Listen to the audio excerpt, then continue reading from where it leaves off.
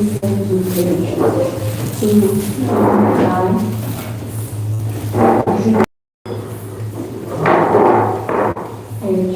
229. Page 229.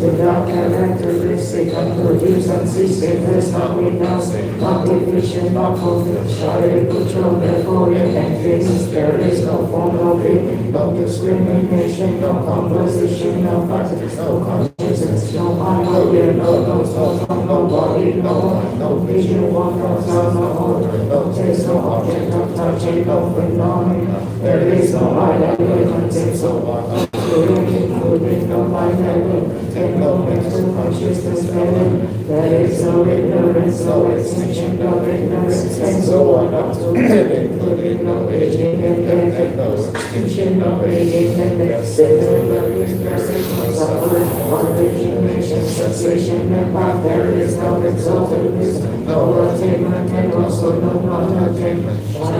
Therefore, because there is no attainment, bodhisattvas rely on and dwell in their perfection of wisdom, the mind without obscuration, and without fear, having completed beyond error. All the Buddhas who dwell in the three times also manifestly completed the wisdom of the complete and find therefore, they mantra of the perfections of wisdom, the mantra of the knowledge, the unsurpassed mantra, the mantra equal to the unequal, the mantra that utterly pacifies all suffering, should be known as the truth. It is not called the mantra of the perfections of wisdom, is declared.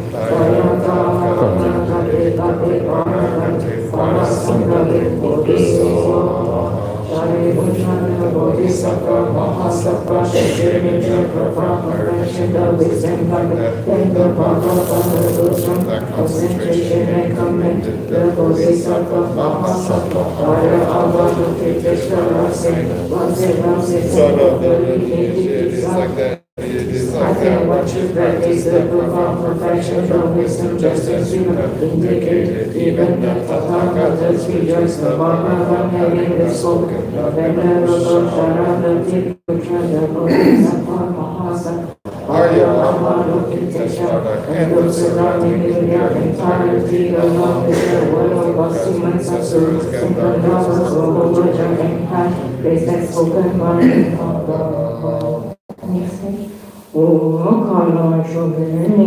Tamban waje good my and do my and is on 100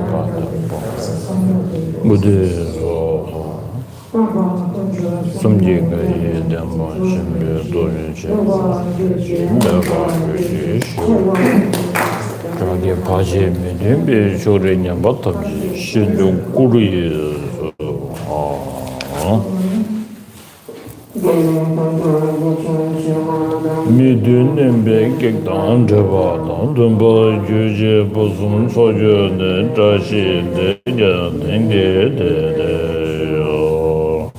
the other case of people,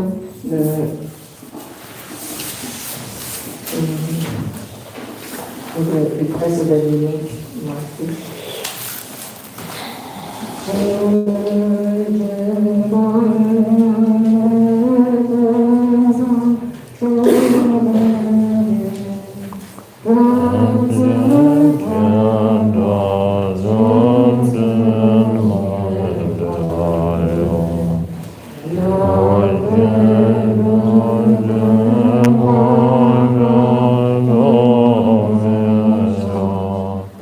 Oh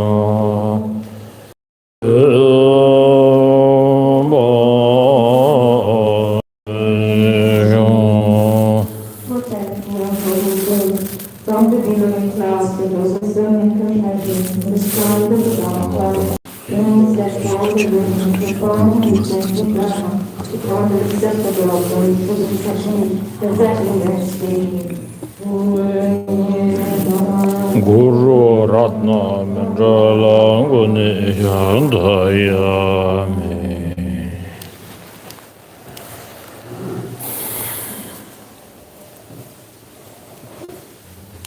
Sanje Chodon Soje Chonam La Janju Pardo Pane Jasu Che Daye Jinsu Gebe Sonam Je Nam Benje Sanje Jubra Sho Sanje Chodon Soje Changju Pardo Dani Jasu Che Daye Jinsu Gebe Sonam Dola Benje Sanje Jubra Sho Sanje Chodon Soje Chodon Madunda ninja sunche da ye jen sunje ve sonam je dona benje sanje dora shu sanje chedan soje chonam la chanju pardo dane ja da ye jen sunje ve sonam je dora benje sanje dora shu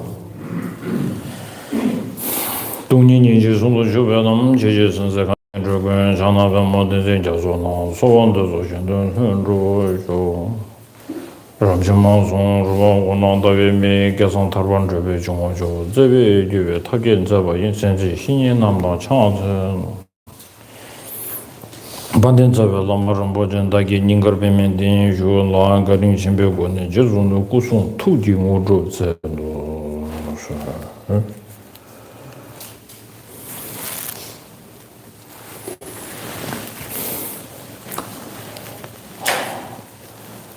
Okay, Toshidileg and greetings everyone. We're very happy to see the familiar faces and then new faces. So I'm so happy to see you all and Happy New Year. Yeah. So now also people on Zoom online, greetings.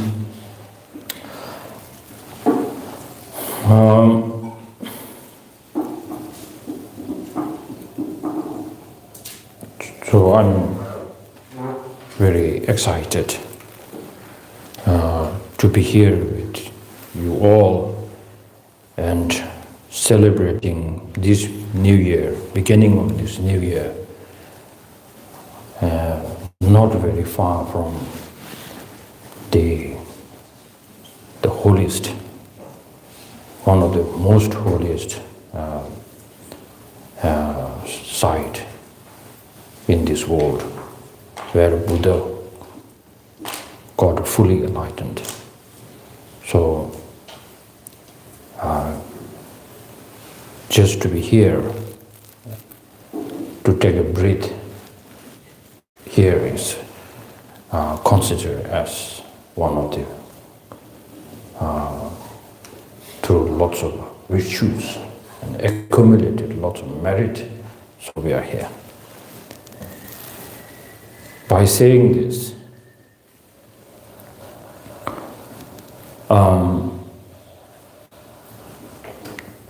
so now, to be honest, 1,000 years ago, Buddha got fully enlightenment, but we are still here.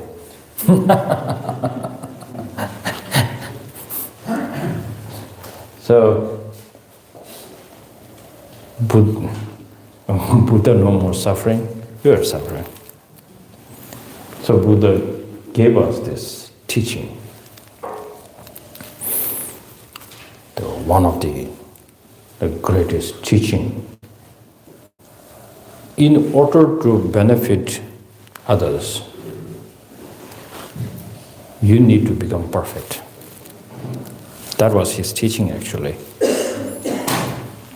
But look at our own attitude, behavior. We want our happiness in order to have our own good happiness, we want the world to be perfect. Buddha, almost 3,000 years ago, he realized in order to fix the problem is not to fix everybody's problem and go there. First, fix your own problem. So then, get kind of a path that you will become effortlessly not giving up, and no need motivation to help others. Just therefore, whenever the right timing, right teaching, right antidote, when the time has ripened, you will be available there. That's Buddha tried to discover, and this is why we see why people, all the people all around the world come here to not to just show respect to the Buddha, but to be honest, what he has gained this knowledge. That is something that we really wanted to go on that footsteps. So that's why this Bodh Gaya becomes most important place on the earth.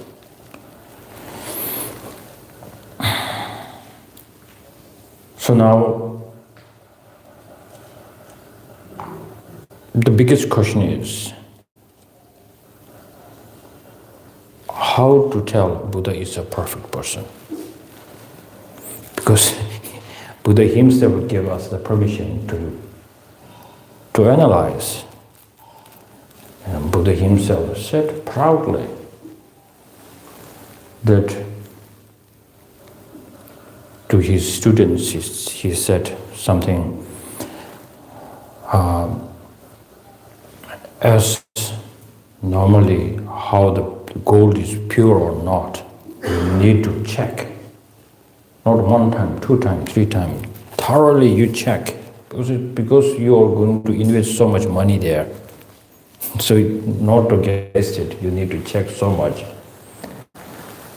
Similarly, because you are going to invest your life, time, energy in Dharma, before doing this, you really need to know that path is right for you or not. You need to check that too. So then he says, the first hint what he has given is, don't follow my path because I'm one of the most renowned teacher on this planet. Check my teachings, then you can bring the respect to me. That was the one of the biggest, I think we could say the takeaway for us.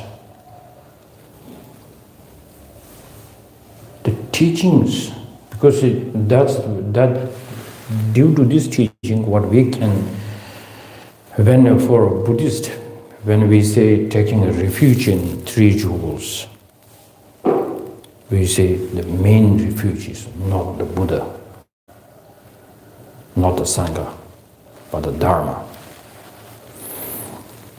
So then,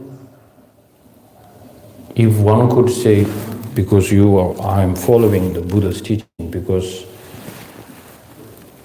it sounds so good, I had this energy, shifted all this energy when I see the Buddha's teaching, something changed. That is not enough answer. Who said that? Buddha himself said that. Don't rely on a person, rely on my teaching.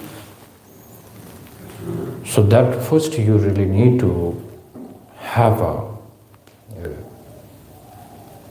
see whether the teaching is needed or not. Like you go to the hospital, what is the first condition you need to check why you need to go to the hospital is, am I suffering? Am I sick?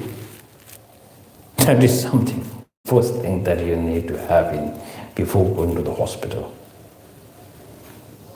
Not like there's a new hospital, facility is so good, doctors are so good, I need to go to hospital. That sounds so stupid. So first going to the hospital, you feel like this suffering, this disease is so personal now. If I cannot get rid of this suffering, I would not be happy. That is something. Before going to search for Dharma, this is something that we really need to do the homework. If the person does not need this kind of homework, I'm giving you a hint. Okay, if this person is even this in his born and he's looking for like, wow, I really wanted to have this kind of meditation, this kind of way, but I really don't know what, but I really needed that so badly. But you won a lottery. Okay. Few days ago that person won a lottery, $1 billion lottery. But still he's saying like, what to do with this amount of money, this position? But still deep inside, one huge chunk of thing is missing inside me.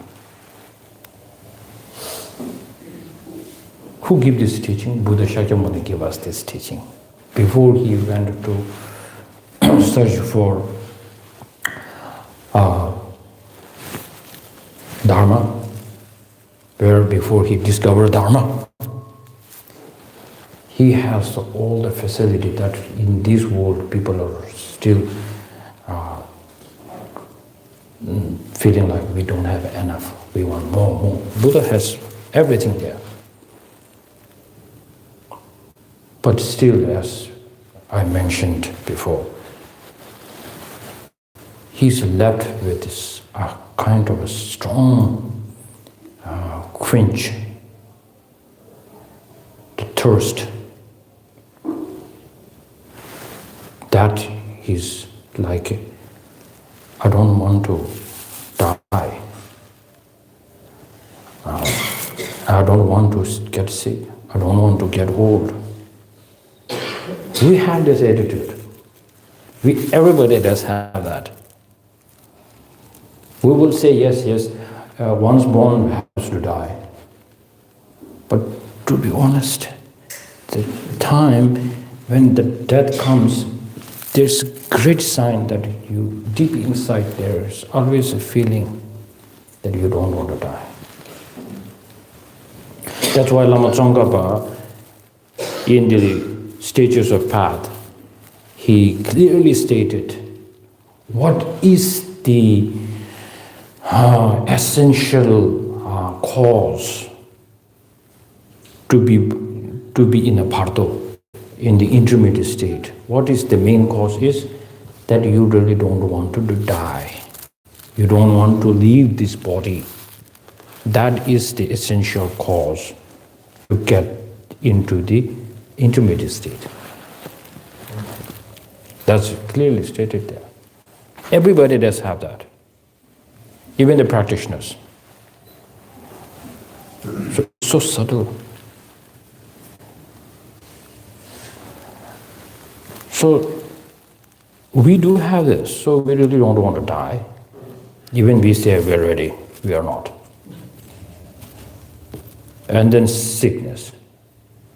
One slightly think that I'm well prepared for Bodhgaya, but not get.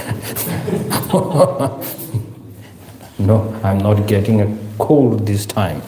Not too good. My full commitment is there, but I'm not sure. I have to get the blessing. So, the sickness. So these are all my conditions. So, and then aging. Oh my goodness, nobody wants to get aging. That's why all the these companies are doing great job. So the advertisement, everything. So now, what all this problem, all this is a package. Once you are born, you have to get this package. Once you are born, you cannot say, I don't want to die.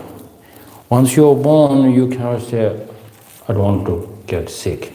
Once you are born, you cannot say, I don't want to get aged. So this is some one kind of a reality that we need to accept, which is difficult to accept. So Buddha,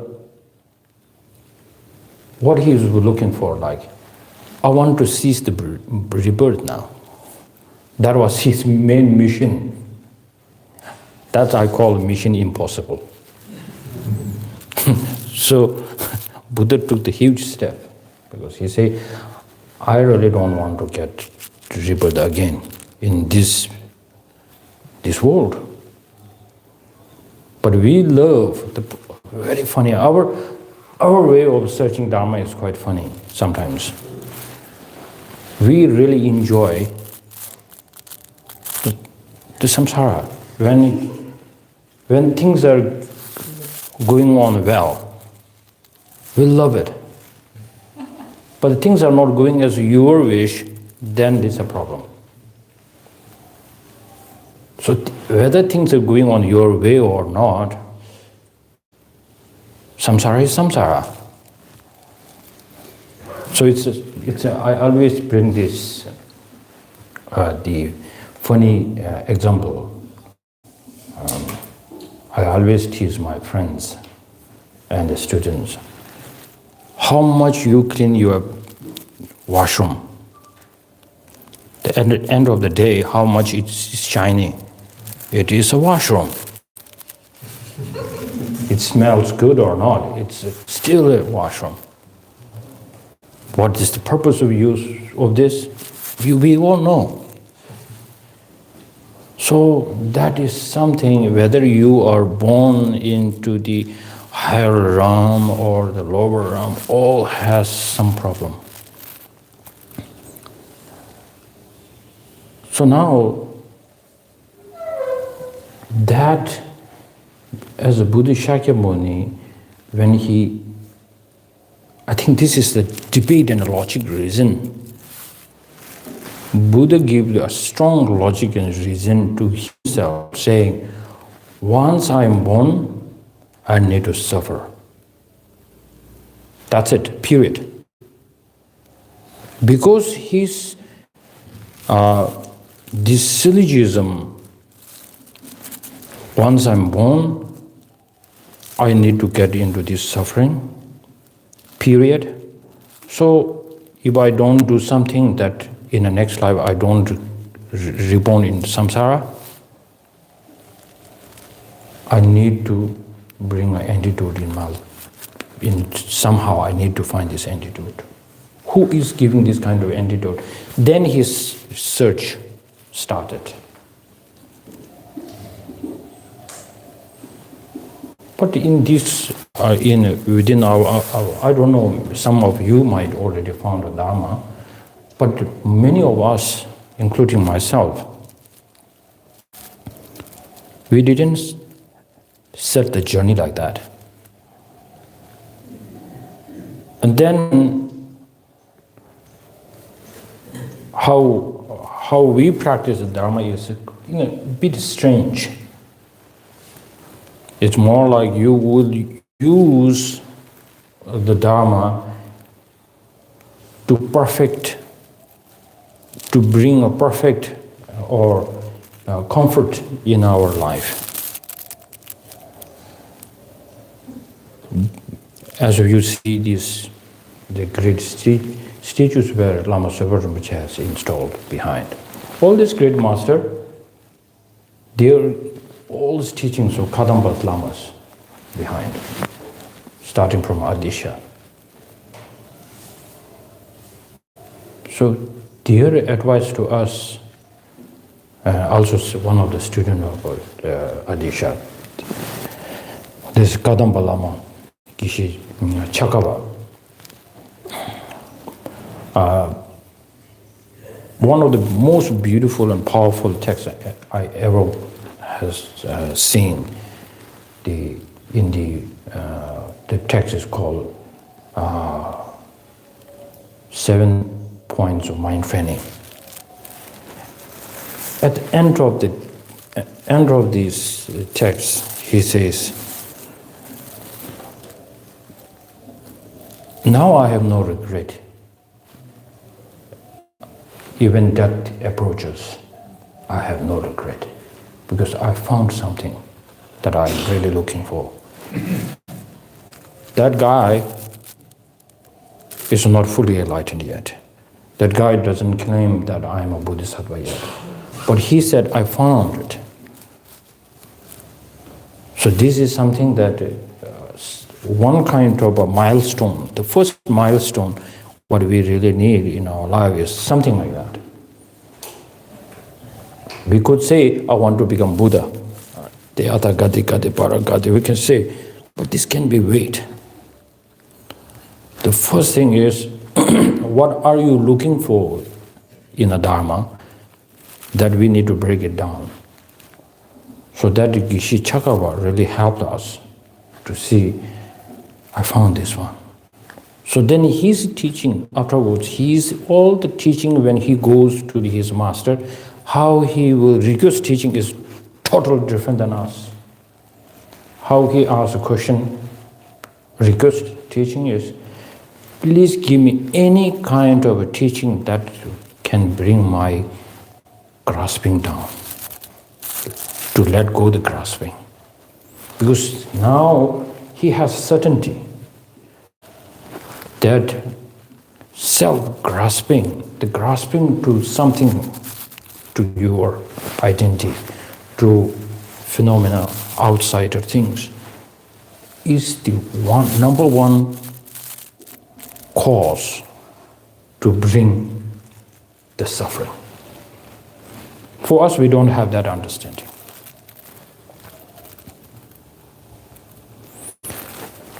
So if you go through this text, it's so beautiful. So that is the reason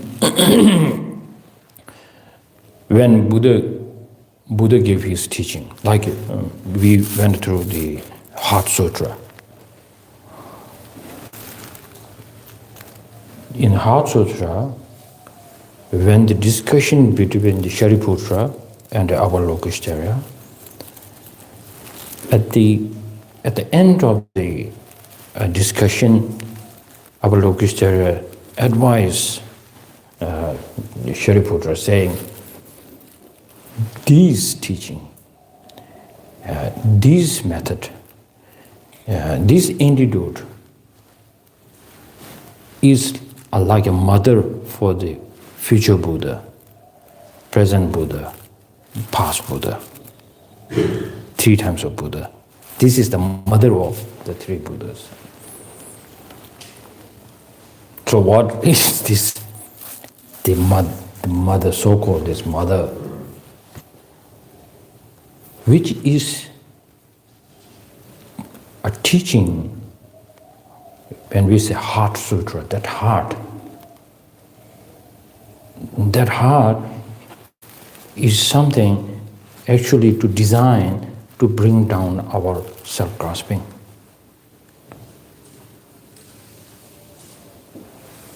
So now what is that heart is not other than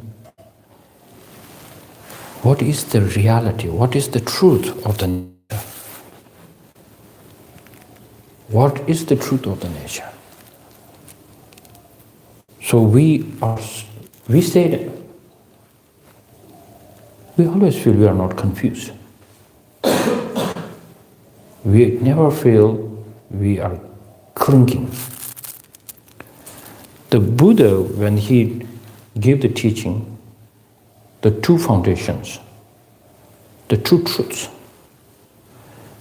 he always reminds in the sutra, saying, because why we are always suffering? Because we have confusions. The confusion starts from not knowing the reality of two truths. So it becomes not as to two truths is not just a subject to learn. It is like day-to-day life matter or something that you need to check whether what Buddha has said is something that I always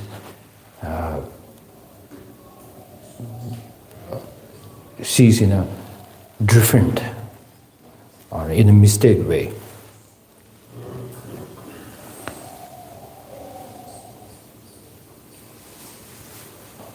So this becomes quite important for the before person who is going to meditate, before person who really wanted to find a Dharma in their life, taking a refuge in a Buddha Dharma Sangha. That person really needs to have this kind of a wish to know the true truths quite strongly.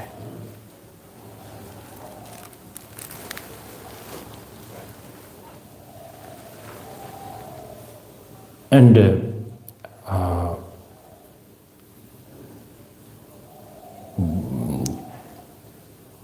Buddha himself said,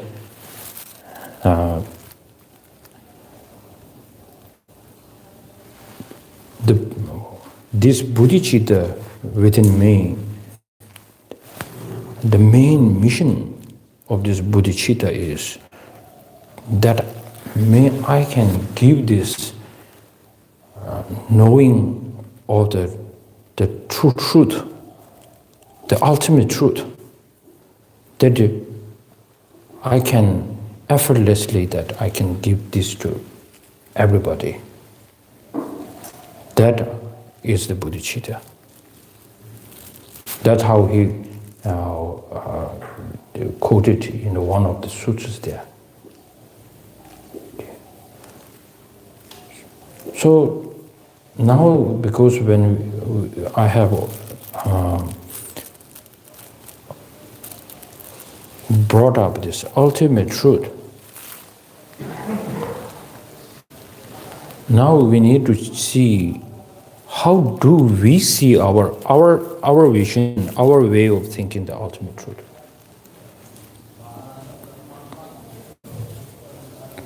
So our way of seeing the truth now, actually what we really need to go through is,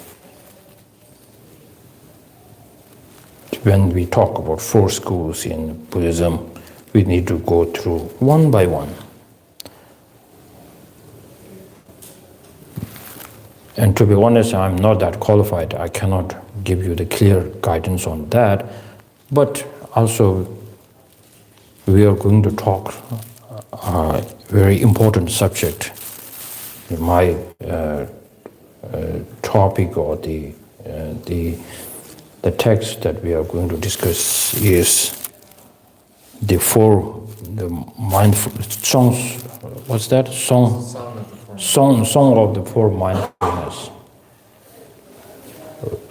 And this is on the Prasangika schools level. So we can talk on the Prasangika level of ultimate truth.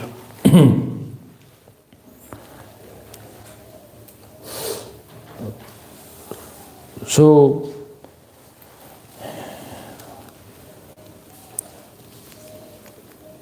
one of the great masters, the 7th Dalai Lama, whom wrote this text, he mentioned something very important, that he's saying, even in my dream when I'm sleeping, even when I'm awake, the real horror, that's how he put it, the real horror for me is I can see the things really exists by its own. That's it. That was one of the most powerful quotes. For us, it's not a horror. And that is so familiar, so easy. And then if the thing does not exist by its own, then it's a horror for us. He mentioned something like that. What does that really mean, actually? So if normal life, when everything is going as you wish, not a problem. Things exist by its own, no problem. But to be honest, the life, what is the time? When is the time when we start complaining about in our life? So when these two poisonous mind, anger and attachment, morally anger, not much on attachment side. But bad news for you. But the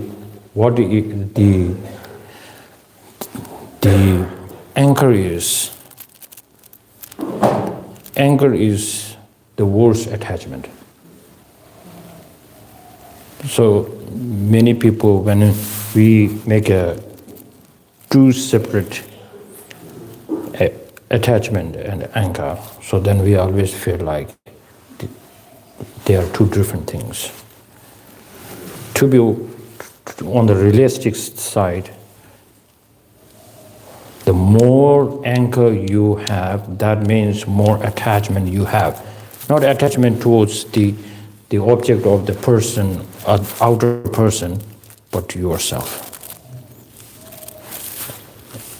So how you complain about your life is about in your life is more like every comment, everything that you complain, it will go to like why he has to say this to me. That's the real mantra of the anger, isn't it? It goes down like you are the center here. Normally you won't say I'm the center of the world. But at the time of anger, it really proves you that that person cannot say bad things to me. That person he can think differently, but he cannot say bad things to me. There are so many things that will make you uncomfortable because there's so much self-cherishing, self-grasping towards yourself at that point.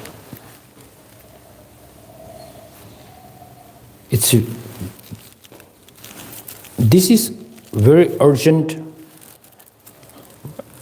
emergency, so there's no way that we can calm yourself down and meditate easily. But when you are not in this kind of not under the sway of directly from the anger, and when we have the space to practice, if you really wanted to not to give any chance for your anger to rise, then this practice of where you are clinging, where you clinged, how things really works and how things really are, this kind of research has to be done. So that's why we need to sit down and then analyze.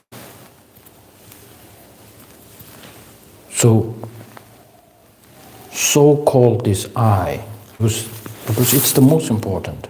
That's why when we start meditating on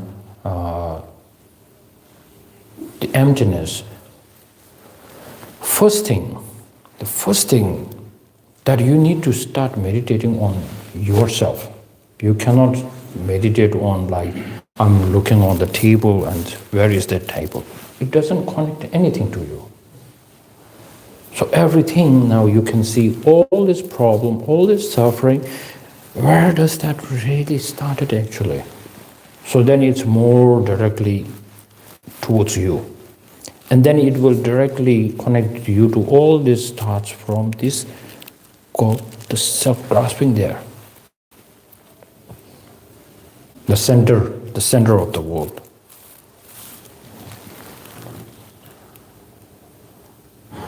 And then if I prove you, for example, if I prove you this table does not exist by its own, you won't feel much personal.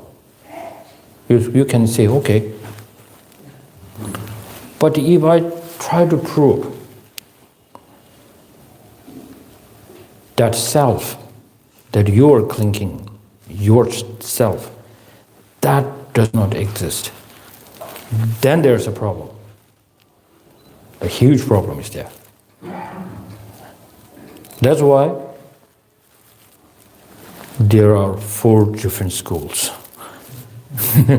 Because they cannot agree. That's what my teacher would always say, if somebody is teaching emptiness, there should be two types of people, different types. One should be very uncomfortable, like somebody will just walk away from this room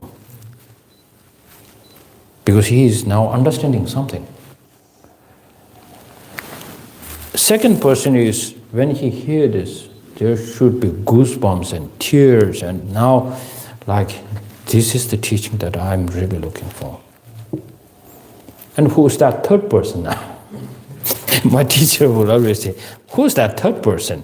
That's us. We're not getting something. Something is missing. So we are, because who gave this kind of a description of these 2 people is Nagarjuna. Nagarjuna stated in his text saying, these are the 2 people who will listen to the emptiness. So my teacher will always remind me and the classmates. So the way of researching, receiving the teaching really matters. Because we are going to the teachings like as the great Chandakirti mentioned in his entry into the middle way, in the 6th chapter, he said, you should find emptiness as yogis, the practitioners, are researching and meditating on emptiness. Not like as a general knowledge. More like, what is emptiness? Okay, this, and then say, okay, sounds a little different, interesting. Nothing to take away from there. But the yogis, how they do research, Chandakirti explains something. Nyomon kyo no malu jikchola, tali jumyo loyo tongjo shin, dani diyu doche ne, ninjo payi dani goporche. It means, it sounds like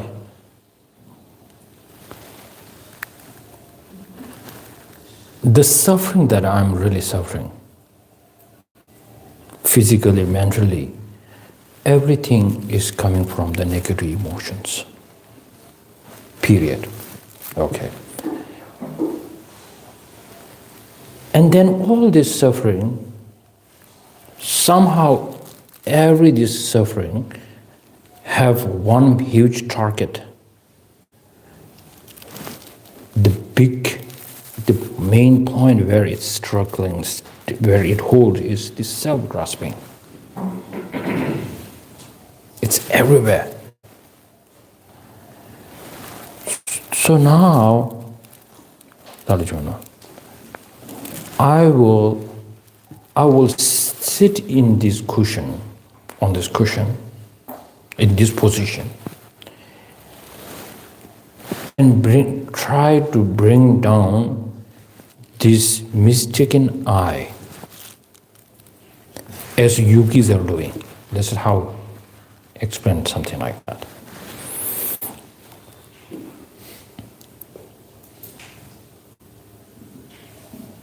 So many times when I'm very, very young, when His Holiness the Dalai Lama give teachings, that time I really don't understand, I'm not interested. And we always get the opportunity to listen to him. At that time, His Holiness will, when during the teaching, he will cry a lot. And that's the point where we stop playing. And then look what's happening. So His Holiness, whenever he takes out his glasses like this, and then he will clean the tears, and at that time he will say, really wish that I can just give a hard stare to this self-grasping. That is a relief. So he, maybe 2-3 times I noticed that. Don't know what he's saying. But now, due to my kind teachers, try to explain that is all the suffering, and then negative emotions, and then especially all this anger, attachment, you name it. There is this always self-grasping in there. So the great Nagarjuna, why I call him a great Nagarjuna, is many people have their own way of praising, but why I call the Nagarjuna the great is first he will, in the I think what is called the fundamental wisdom, right? Fundamental wisdom. What's that? Fundamental wisdom. Fundamental wisdom, the middle way. Yeah, the middle way. Yeah. In this text, from the beginning, he will not make a homage to Buddha. He will make a homage to the antidote, the Dharma, which is the emptiness. He will explain what is emptiness, and then he will refute with other non-Buddhist way of understandings. And then I think it's the 27th or 28th chapter. How many chapters are there? 28? I think so. Or maybe let's say, until it's decided, let's say 28th one. It's a very short, the shortest the chapter. There he makes a homage to Buddha. That homage, His Holiness Dalai Lama will always recites before the teaching starts. So in this 27, oh good news too, no 28, 27, on the 27th, okay. On the 27th, 27th, he will take, he will praise the Lord Buddha Shakyamuni. He can you search the word because the 27th. Is analysis of views? Yeah, that one. Yeah. So in there he says, 강기 투지 니손네 따와 담제 빵베치르 담베 춘 된즈베 고담켜라 차절로. It says, because you have a compassion, you have given this teaching. And who has already eliminated the wrong views. And you have delivered this such a great teaching. For that person, I make a homage. So, Tawa Tamje, in there says, the one who has eliminated the wrong view, all the wrong view. So what does that mean, all the wrong view? All the wrong view like 1, 2, 3, 4, 5, 6, 7, endlessly. Doesn't mean that.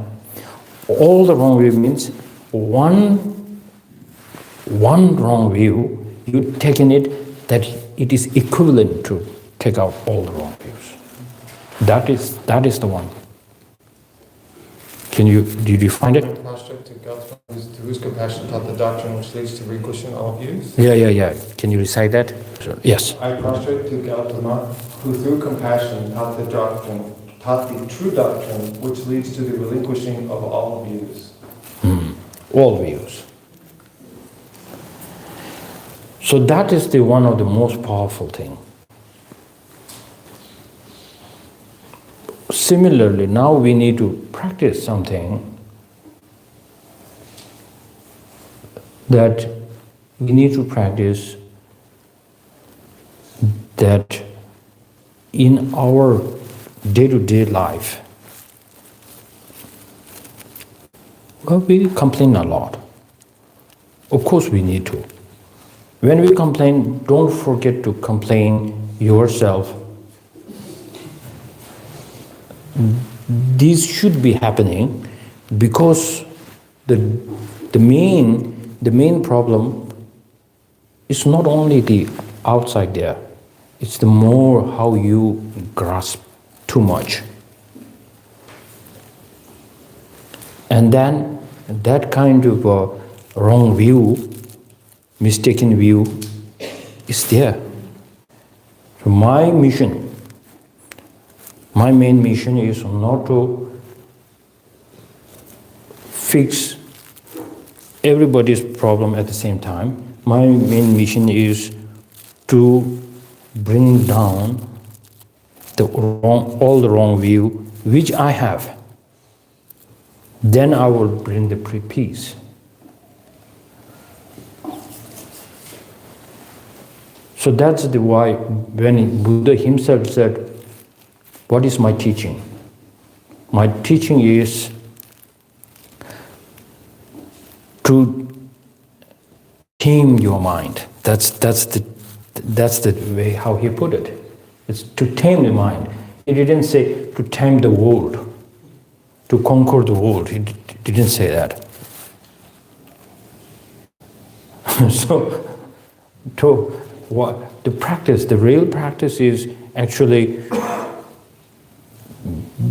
to tame your own mind. Once you tame your own mind, you will have a kind of extraordinary patience to sit down with the most annoying person in this world and then not bringing this annoyed feeling, but compassion. Like a mother who has a child who's always crying, not letting her sleep, and then making all the clothes dirty, but she loves so dearly. So something like that. So that is powerful. That's what we need in this crazy world at the moment.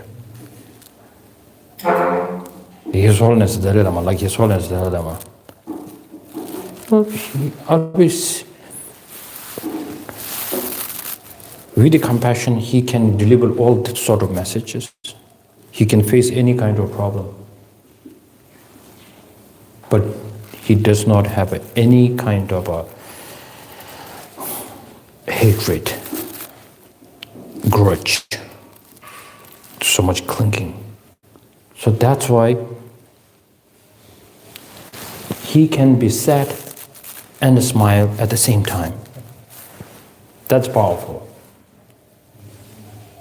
He is sad because he wants to other people to be happy. But that sadness does not take his peace away, because his peace is strongly, solidly installed because of knowing the reality.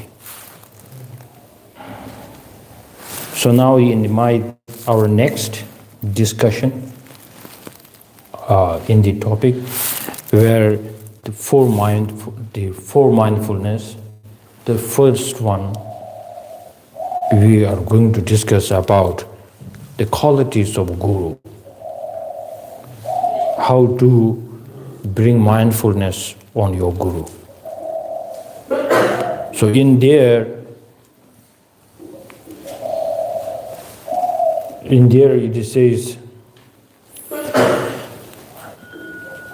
tabji sungju gyurme di dendene kebu kundu ngo chenchen pando zoba sanje shitananda kyondo bane tanang sodo. No need. In there, in the seventh Dalai Lama praise his own Guru by saying that a Lama who is combines Sungju. How do you translate? Here it's unification. Was that? Unification. Unification. Okay. Unification of the Tata Sherab method and wisdom. Method and wisdom. Wisdom, no hatred, no clinging, because wisdom is 24/7 active. Compassion to others, very active, because of the method, and then most important is wisdom is active. If the wisdom is not active, then what we do is we feel like we have a compassion, and then who is burning ourselves, saying like, I have my own problem, and now I hold this problem, I cannot handle it. It's too much for me. So that's, in English, it's not a good terminology. You use compassion burned out. That's it. In a Tibetan, we don't have that. If you tell a Tibetan compassion burned out, you cannot find it in a dictionary. It does not exist. Because compassion, the real compassion, is something that you will never get burned. Because it's each and every time you see a suffering, it will have to boost up your energy. Because Chandakirti gives us the antidote in the entering to the middle way. He's saying, not just seeing the suffering of others is not enough. The compassion is something like, more you see the suffering, more you look for the antidote. And then more you find the antidote, you feel like, this is why they are suffering. wish I can deliver this to them. Then the compassion starts. Not seeing the pains of others and then stop there and saying like, I feel so sad for them. That is not a real compassion. It acts like a compassion. It reached out to the sentient being, but it doesn't work as. So that's a great teaching.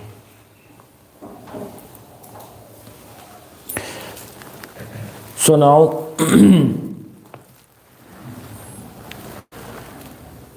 now I'm going back to where I have started.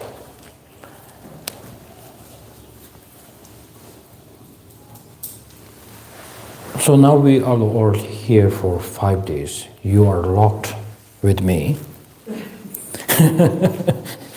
And good thing we are locked in Bodh Gaya, near to Buddha Shakyamuni's the holy site here. So now from here we need to, I don't know who would get a fully enlightened or liberation, I don't know. I hope you can get it. But the most important, we need to make something to take away with us. And then most of here, maybe many of us are practitioners and spend a huge amount of time, our life, we have invested into Dharma. So now, we need to make sure from here, from the Bodh Gaya, we need to make sure to say what is Dharma, what is not Dharma. We need to learn that. Because now, in this big world, Dharma is a kind of a business here too. You can go to any kind of a teaching, any kind of Lama, any kind of a website, any kind of Google search you do, you will find so much. Even the AI is like, I don't know how to help you with that. For being honest. So now this is very important, that we have to set our mind where Buddha has set his own mind and meditation here for 6 years continuously meditating. We need to have a similar motivation as Buddha, saying, what is real Dharma is actually to tame our mind, period. How to tame your mind? Many ways. Saying like, oh, I will try to reduce my anger or attachment. But nobody, before Buddha, nobody will say, I wanted to bring down my self-grasping. Because they don't have an understanding of what is self-grasping. That's the problem here. So now, I will use all my energy, my time, my whatever kind of things what I'm going to do in Bodh Gaya, that even eating food, sleeping, and gossips, and watching Netflix, everything I do, I'm going to do this to tame my mind and to bring down the self-grasping. Even we might fail. For me, I'm sure I will fail. But it is not important to win in the first round. It is a matter of not giving up, because we have given up. After now we have given up. But now, not giving up and going back and fight and lose again and becoming much stronger, this is what we learn from movies. This is the takeaway. So this is something like Shantideva, he gave the same message in the way of Bodhisattva's life. He said, we humans are so stupid because we try to bring down the outer enemy, but you are so comfortable with the inner enemy. You always hold your emotions locked in, keep it very safe, and you wanted to kill, and then even your outer enemy is stronger than you, then you give a hard stare to that. But you never done this to your own inner enemy, which is the negative emotions. You never try that. So that's why I call like people like this are very stupid. So it is very important that now within these 5 days, I will remind you again and again, and then bringing the mindfulness, the 4 mindfulness actually, is to design this, for this to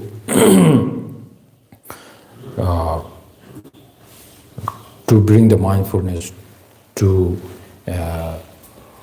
at least to give a hard stare to the negative emotions. So now, when you will talk with your family and the classmates, when the discussions happen, what to watch out is actually when the negative emotions are coming. That's it. So once negative emotions coming, don't just walk friendly with this negative emotion, but just feel like I got you. And let go this outer enemy for a moment. And then watch your own mind, how you're grasping, how you're locked in now. All this, you watch it. Without a mindfulness, you will be always traveling comfortably with these emotions and pointing the fingers outside to the outer enemy. So Shantideva has given this teaching. So as Shantideva has advised, we need to bring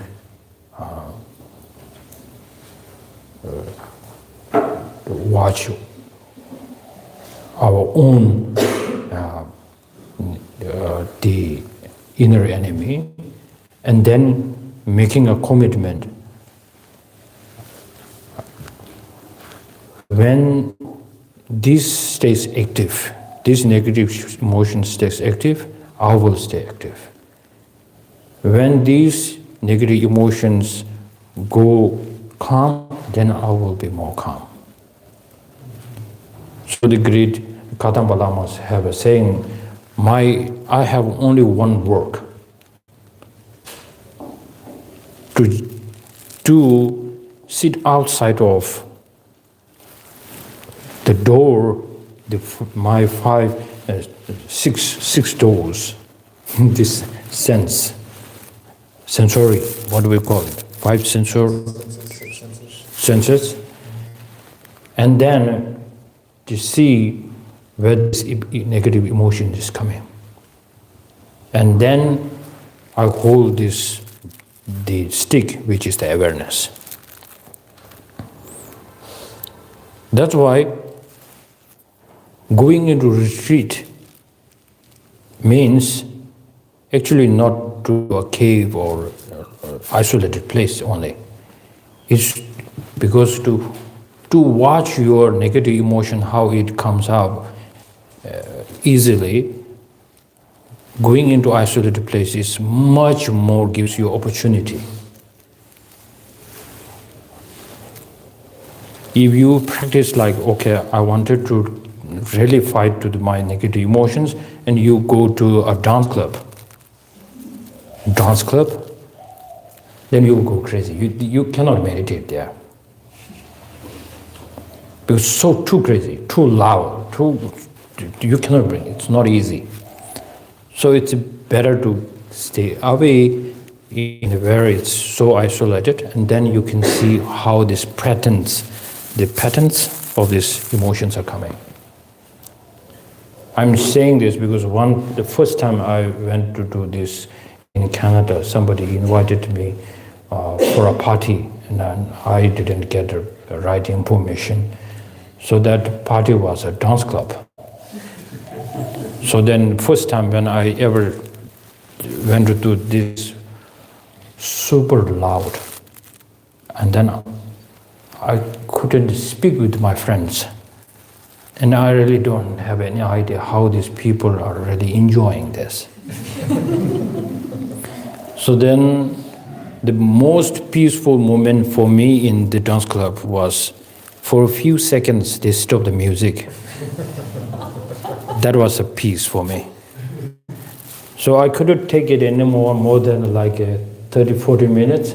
And I sent a message to my host, a Tibetan host, and dropped the location in the WhatsApp. And my friend came to pick me up. And then she was like shocked, what are you doing in the dance club? I said, that's wrong call. So during that time, I tried to meditate actually, because I'm not really enjoying the loud music. I was I couldn't do anything. It was so crazy. So that's why I think stepping back, one step back, is called a retreat for us, for beginners. Once you get used to it, then you go to the dance club or you go in crowded. And even the most annoying thing is somebody is really taking advantage of you. The negative emotions are strongly covering you at that time. Then you need to see how strong you have become from your meditation. So these are the things we need to start now or never. So why not now? Even I'm not a qualified teacher, but we can give a try.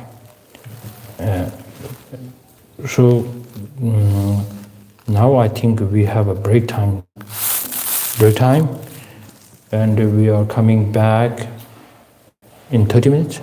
Yeah, 30 minutes. Okay. Before we break, we'll offer a quick short mandala. It's on page 240 in the prayer books. Buji juji mendo tam zira leche ninjin jimphande sanje shindu mige bewai duge namda shinda chubra cho ala wanye yadaya mi.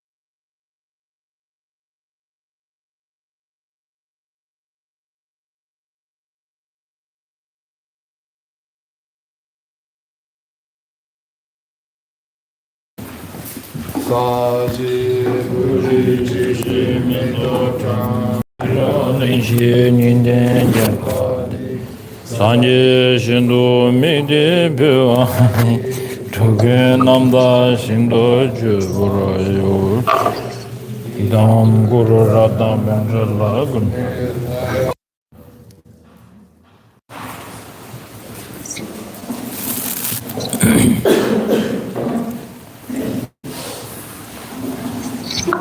Okay.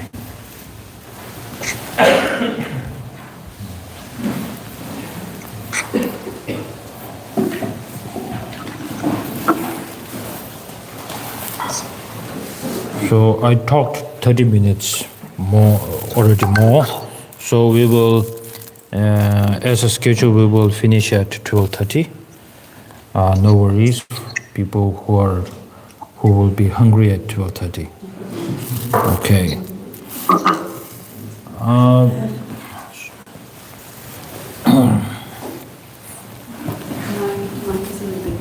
Okay. Okay. Okay. Oh, it's not on. Okay. Okay.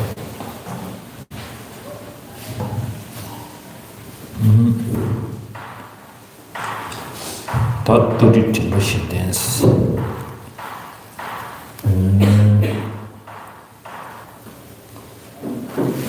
That did it machine dingy.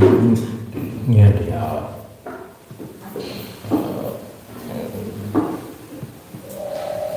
Get you should have taken. Down to the dinner. Lama Timba said. Lama Tennessee war in the Taina. Did the tea do some bay? Namchedun to Taiwan Kumshi Yedeva. And a lojong in Yamne Yedeva. And Lomjim net Chasang Shending Jiggy. And in Nisha Tujilia, Yamen Shed Garia. Only Oko Kelder Chido Dushabat. Shundi Dushabaji knew the advanced guy was it. Shazanga Maranju Mancheji Taladina Rolia, Madamasu to the Jaya, Goji Casore, Nelia, Lama Zarchimbu, Lama Kachimbu, Shingo at Kachimbu, Shazanga Nelia, Lamalia, Mugu, Majang Nundalia, and the Lama said, and continues within Chili or the essay, Digan those tolling to Yagamedro.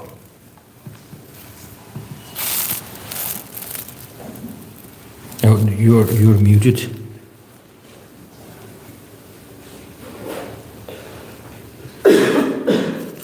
Yeah, it's breaking up a little bit, but yeah. We're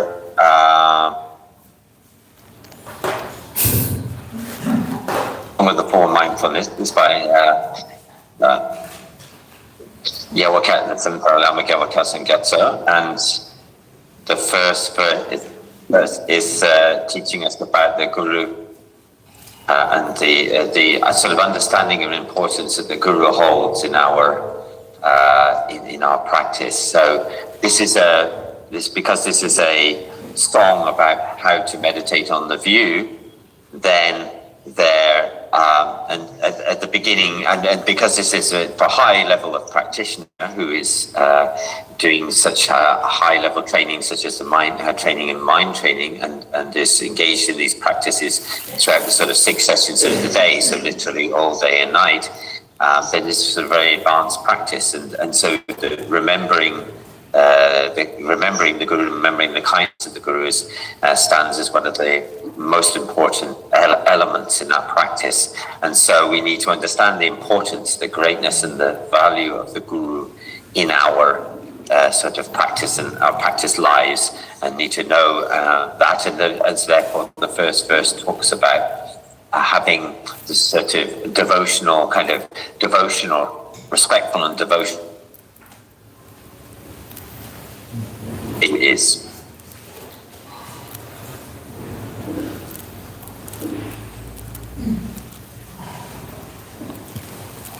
frost. Okay. What is one? Yeah, just like Okay. okay. Okay. Okay. So you can hear quite well, everyone? A little bit? So maybe we tried with the cable once again? What's that? Or maybe what's that?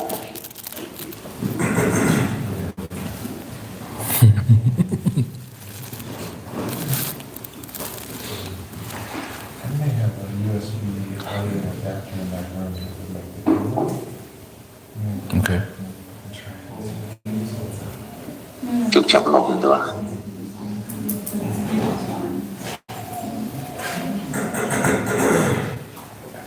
Okay.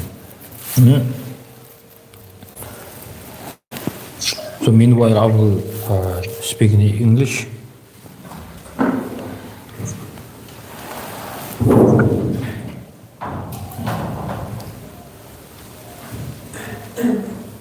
So normally, when we try to meditate on our Guru, what are we are meditating on actually? So the image of Guru is wonderful, but what really holds this image of the Guru is his unique quality. Once you don't see the qualities of the Guru, and then you try to have a kind of vivid, the clarity of the image. How much you meditate, it is not a meditation on your Guru. It's a piece of art.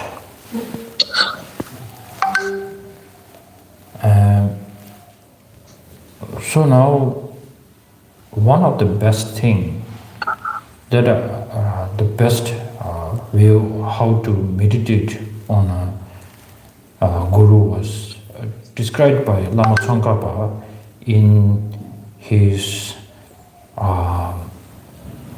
the praise to the dependent origination. In there, he mentioned like he said, I feel so sad that listening to all the great qualities of you, and I didn't had a fortunate to meet you directly and listen to your teachings directly. And now I feel so sad. And then he boosted up. He said, even though I haven't met you, listened to you directly, but I put my all effort to understand what is the real teaching of you, what is the essence of your teaching is not other than dependent origination. Now I have put my all effort there to understand this. Now, due to your kindness, I got it. So now, even I haven't listened and heard directly, but I will bring this imagination, bring this realization in front of you, in front of me, your appearance, and I make now this praise to you. So, what to take away from this? I did my homework. Your teachings really changed me. And it is that makes me easy to meditate on you. So now, like many of you been to the shrine room of the Mahabodhi temple, make a prostrations, buy flower, fruits, offer to Buddha.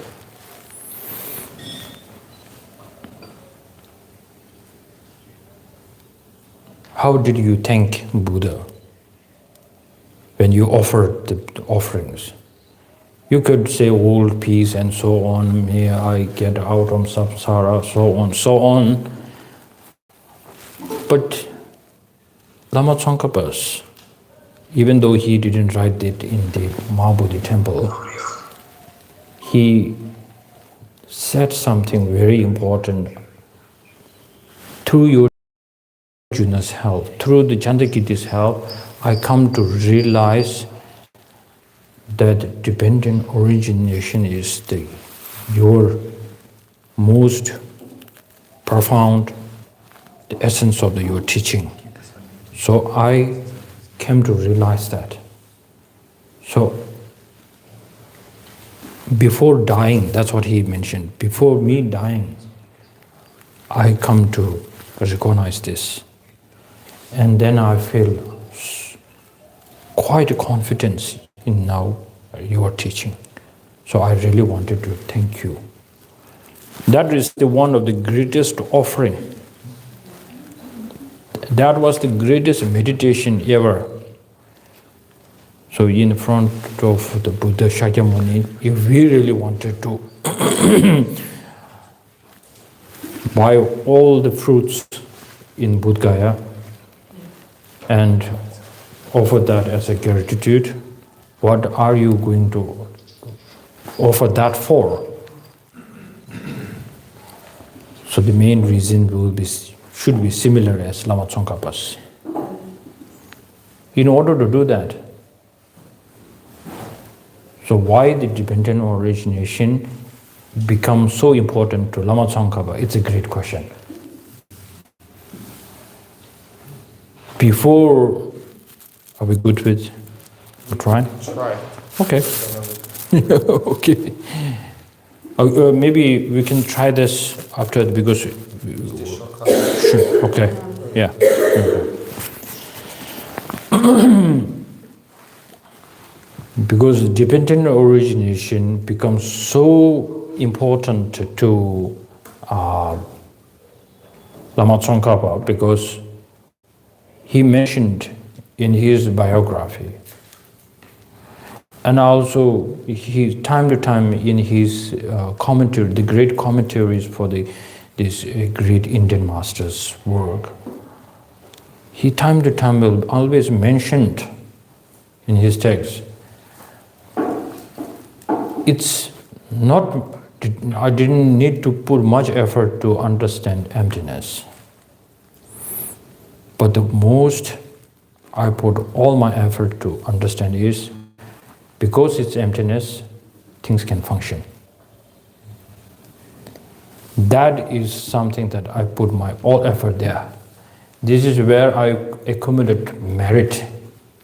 This is where I did my thousands and millions of prostrations, and doing mandalas, and the guidance of Lama Manjushri, and all my masters. This is where I put my effort. Now, finally, due to the kindness of Manjushri guiding me to where to emphasize, put more effort, is to the Chandrakirti, Bhava Viveka, and Nagarjuna, and Buddha Palita. These are the great beings where through the guidance of Manjushri I got. And now finally what I got, something that is slightly hidden in most of the texts, is now I got certainty, because things does not exist by its own, that things can really function. Many of us, before the Lama Tsongkhapa, got fully confidence on the view. It is so hard, because every time he needs to, he always goes to the Lama Randava, Sakya Lama and says like, this teaching what you have taught, somehow I could not connect so well. So Randava was before fully confident to give teachings, then he has to say like, you will slowly understand. You will slowly understand. Even Manjushri hinted, up to that certain point, this Lama is, you need help of this Lama. Then later you take these texts, these great Indian texts, as your main guru, and then move forward. So way of Lama Tsongkhapa's searching for a deity's help, Lama's help, is actually to understand in the Heart Sutra, we say form is emptiness, emptiness is form. Form is emptiness, quite understandable. Emptiness is form, then it becomes so complicated here. So similarly, because things does not exist by its own, things function. That is the problem here. So for Lama Tsongkhapa, all his emphasis, why he needs a guidance from Manjushri, guidance from Lama, is for that. But for people like us, when do we need help of the great beings is when we are not feeling so well and you have some obstacles of maybe, I don't know, some obstacle, things that it's not going as your wish. So then we need to do some rituals and pujas. But it's very different styles.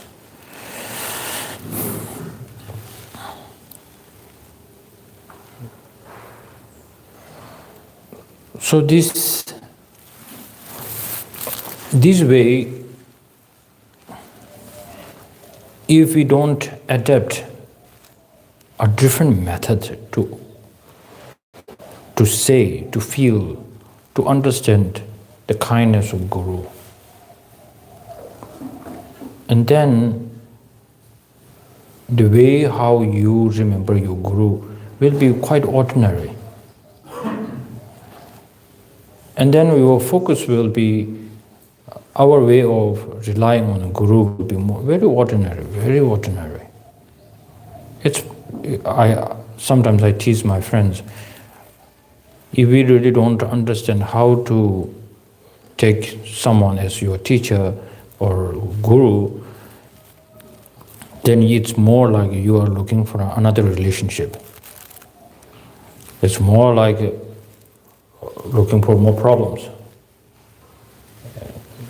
It's very similar to the relationship, because I'm not making this up, because the future Buddha Maitreya, he himself said in the Abhisamaya Alankara, saying, beware, even the slightest attachment can be within to the Buddhas and your Guru, which in the name of faith. So it's it quotes like Gyela Sola Chakwata. So Gyawa means the conqueror one, the Buddha, and to your Guru we can still have a slight attachment. You won't say attachment, but there is attachment there.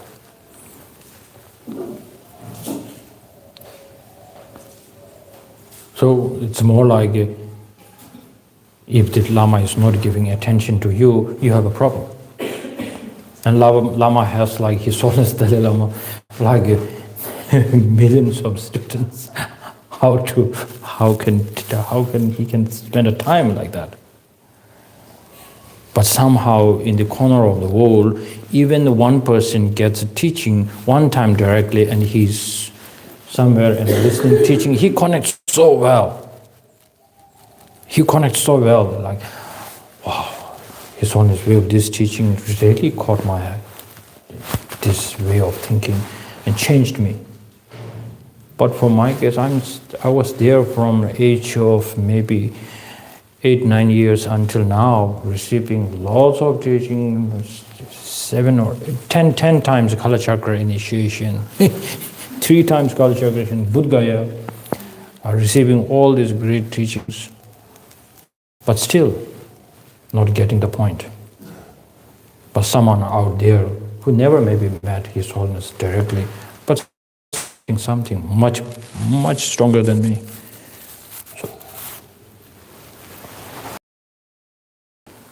Firstly, it is not necessary to search for a Lama. First, it is necessary why you are finding this Lama for. Are not following your friends. Some friends will introduce to a Lama. First, you need to say like, what does that Lama have? What does I need? My need is not to do some yoga or peace of mind, but most important, I'm struggling each and every day with the negative emotions, and then this rooted, I can feel this so much grasping to I have loosened this, I have to loosen this. So in order to loosen or abandon, I'm going to receive this teaching and I'm going to search that Lama has this information or not. Then it is totally safe. And then even your Lama real form can be like a demon, but you got the teaching of Buddha. This is something very important. Because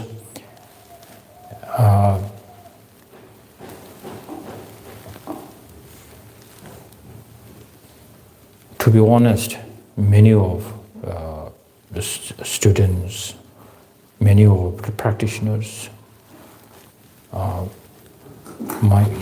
including my teacher, he himself said many times that a long time ago when he has a strong influence of doing the rituals and then meditating on the deity and this amazing imprints.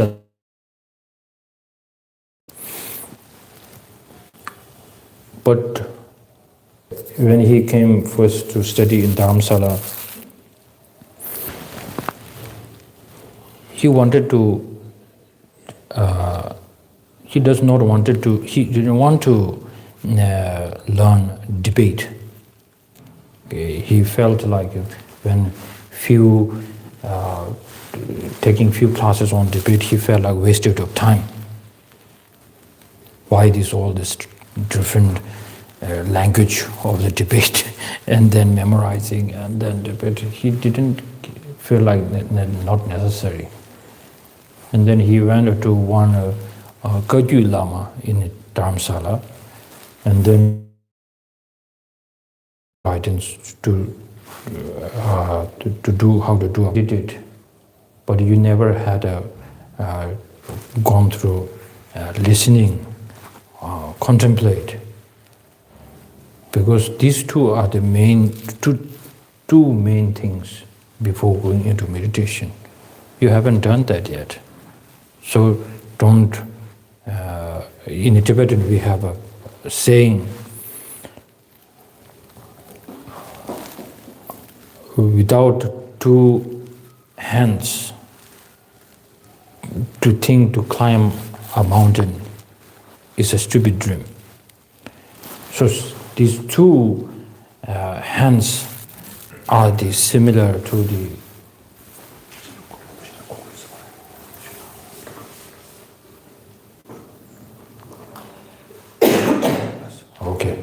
better? Okay, that's a magic.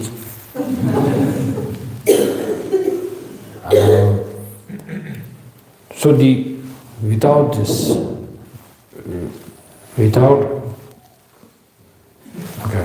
without the help of listening to the teachings, contemplate, analytical meditation, I think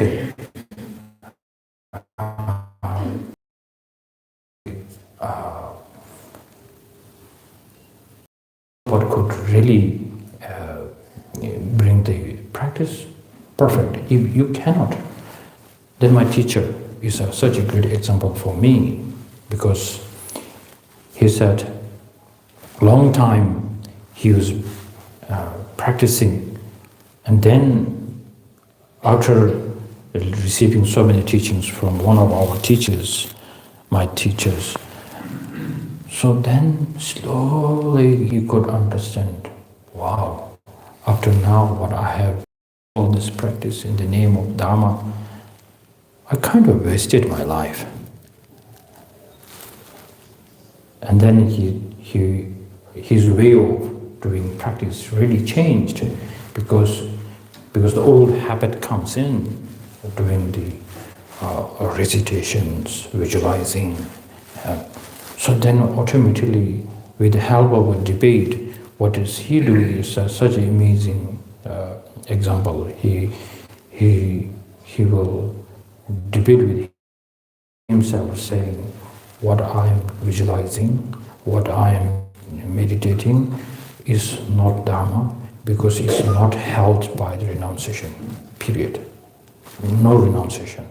It's not held by renunciation at all, because there's no wish to liberate from samsara. So then, because through this debate system, he really made this foundation. And then for a long time he was practicing that, and then he would sit down and he would recite and meditate, and then he will stop, and then he will undo again. He will do it from the beginning. And then he makes sure it is held by the renunciation. That is such a great teaching to me, because of course I cannot compete with my teacher's practice, but it really opened my eyes. Normally whenever we do so many the pujas or some kind of practices, I'm not really enjoying what I'm doing.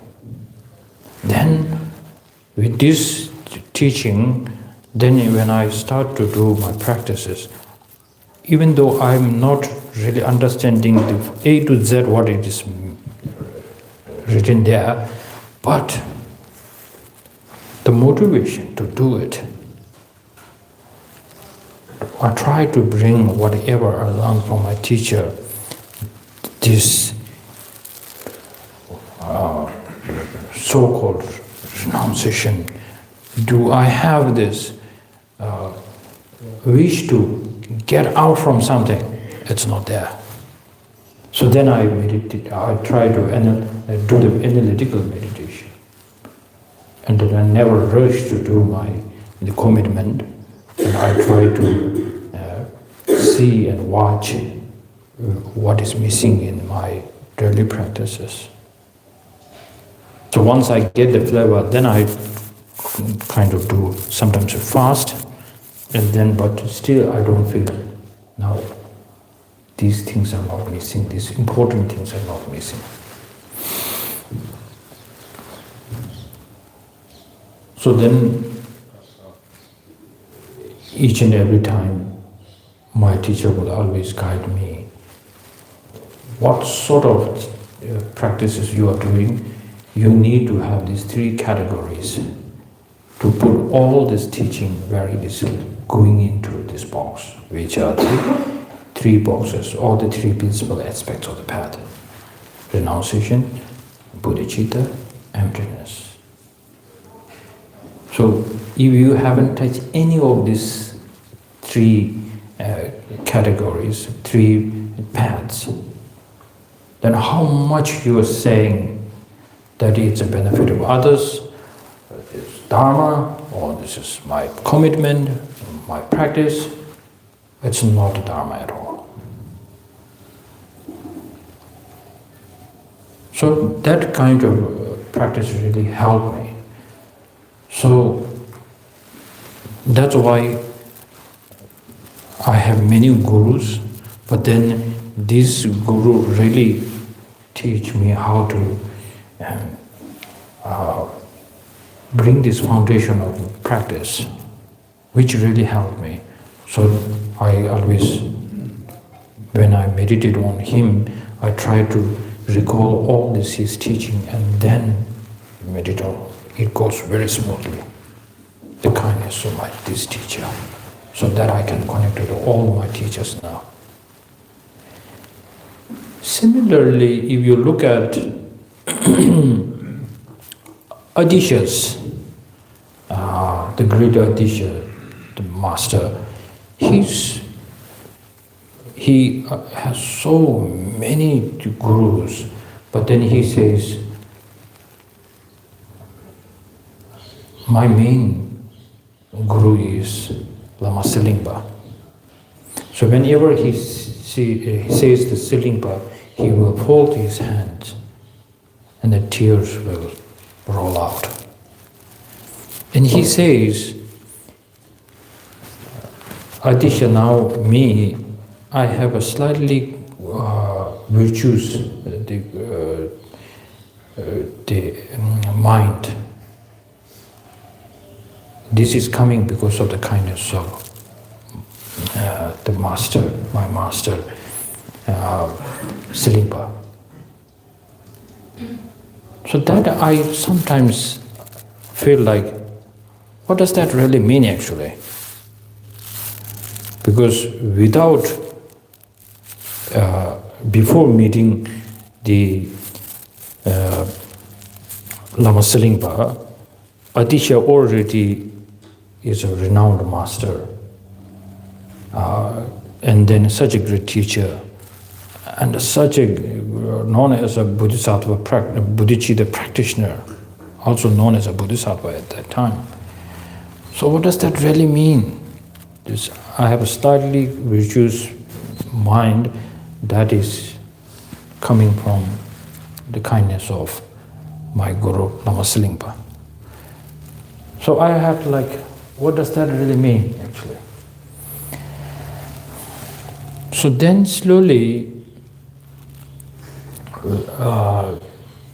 few months ago, I did a little research on Lama Adisha and Silingpa's relation. So Lama Tsongkhapa gave a hint in his stages of path, saying, person who never have a quite an understanding of the what is that called? The great treatise, Shung Chenpo. The great treatise. They are great treatises. What's that? You mean the Jagar Kebe Shung Chenpo Duzo. Matabi, na? The great treatise on stages of path? No. Yeah, Brahmana. And the mostly the great, the great master, Indian great masters, the work of this collection, if they are not familiar with this, then it is very difficult to understand why Adisha said Lama Silingpa is one of I have many lamas, but my most kind lama is Lama Silingpa. So he gives this hint, and then Lama Tsongkhapa in the one part or in the Lamrim, in the stages of path, it says,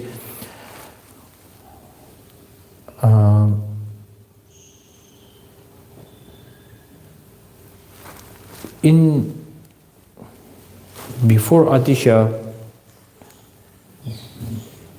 there are so many practitioners who talks about from in order to go from path to path, like the other gadi gadi paragadi, from realization to the next realization to the bhumi, you need the help or you need to get supported by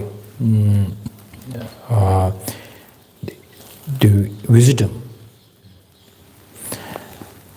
But then that you can find so many commentaries and texts on that. But it is so rare to see, in order to go from path to path, Bodhisattva's way of moving from from this to that path, this way of doing held by not only wisdom but held by bodhicitta is rarely described in the commentaries. And where we can get this information is not other than from the Abhisamaya Alankara. That's how Lama Tsongkhapa give this. So when I was reading this, and then I found one book from Tibet, which is the collection of the Adishas, the teachings with what is the miscellaneous. How? Miscellaneous is like collection. The miscellaneous. That's it, right? Miscellaneous. The text. So when I was reading through that, in there, Adisha gives one very sad kind of a teaching to one of his students, saying, now Lama Selingpa is no more. I am in Tibet.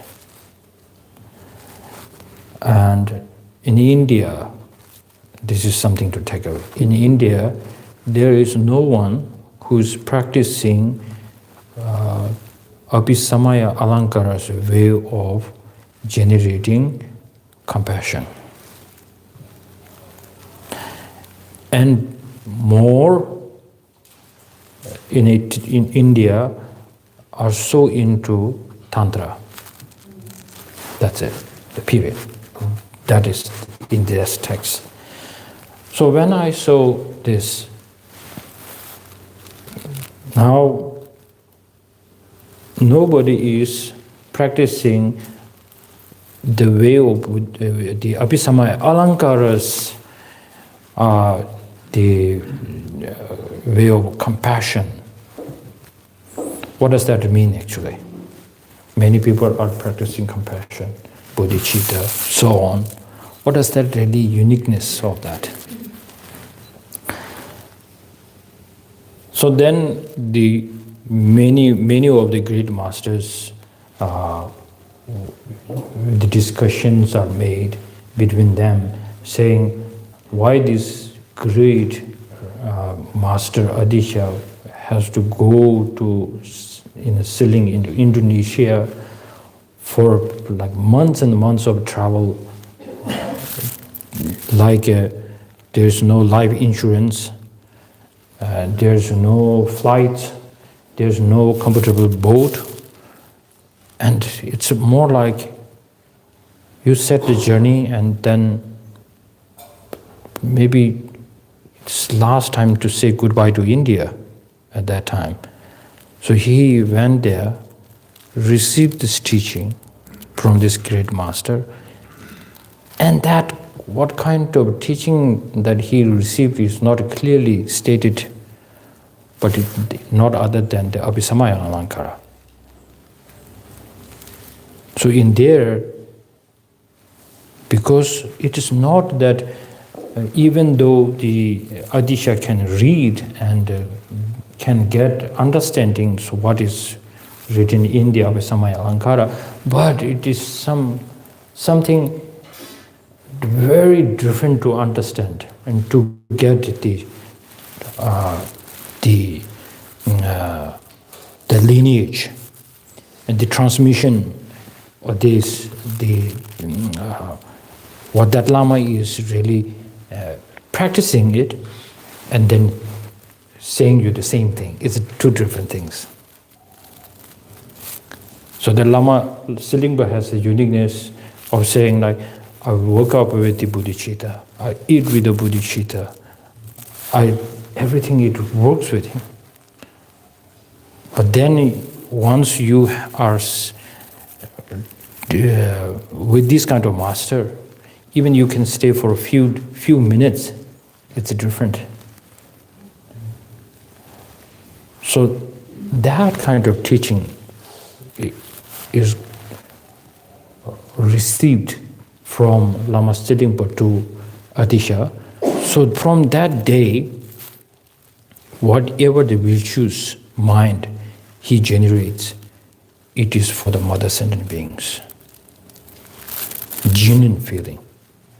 Before it's more like he has to feel like kind of a chalwa with effort. From that day on, it becomes effortlessly.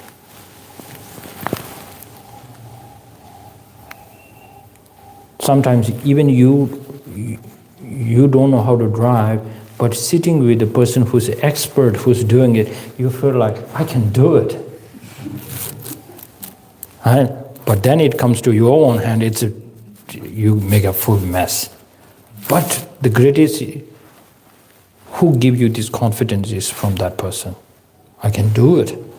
But normally, how much you think I can do it, the most important thing, what really shuts down our practice is, it's hard, I cannot do it.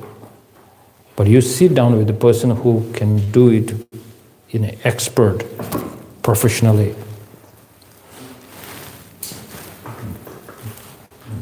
Then the comfort, that's my nose. So this is something, when Atisha, every time he brings the name of Lama Silingpa, the tears roll down. With so much joy, confident, and feeling the kindness. This is so amazing.